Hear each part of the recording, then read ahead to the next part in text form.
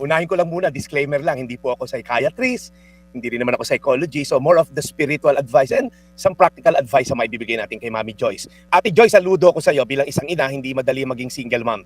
Tapos ngayon, kailangan pangharapin yung sakit na nakikita mong, alam mo yung anak mo nasasaktan, hindi lang physical, pero emotional. Mahirap, pero ito lang payo ko sa iyo, Ate Joyce, at isang magandang paalaala, hindi ka nag-iisa. God has a special promise for you. At yan ang verse natin for today, sa Psalm 68 verse 5, a father to the fatherless, a defender of widows, is God in His holy dwelling. Si Lord daw, Ate Joyce, ay tumatayong ama sa mga walang ama tulad nyo. At tagapagtanggol daw siya ng mga walang katuwang na asawa. Alam ni Lord yung luha ng anak mo, Ate Joyce, tuwing gabi na narinig niya yung tama na. Hindi siya bulag sa nangyayari sa kanya. At sa tamang panahon, si Lord mismo magbibigay ng katarungan at kagalingan sa iyong anak. Now, turuan mo rin siyang maging matapang but not bitter. Brave but not bitter. Ang tapang na galing sa Diyos ay hindi agresibong tapang, kundi tapang na may kababaang loob. Turuan mo siya manindigan sa tama.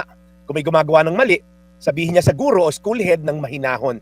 Kung tinutokso siya, tulungan mo siyang makita na anak, hindi yan na magdi-define sa'yo. Hindi totoo yung mga sinasabi nila.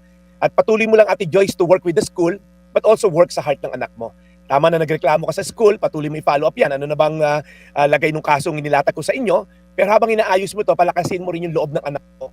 Magkaroon ka ng mga daily safe talk time, kumbaga. Maglaan ka ng 15 minutes bawat gabi, makipagkwentuhan ka sa anak mo tungkol sa araw niya. Huwag mo siyang husgahan, makinig ka lang. And this helps him feel heard and validated. I-affirm mo yung worth and value niya everyday. Sabihin mo, anak, wala man ikaw ama, pero proud ako sa'yo. Hindi kung ano sinasabi ng iba, kundi ano sinabi ni Lord. Ikaw ay anak ng Diyos. And at the end of the day, as I end, build a peaceful and prayerful home atmosphere, Ate Joyce.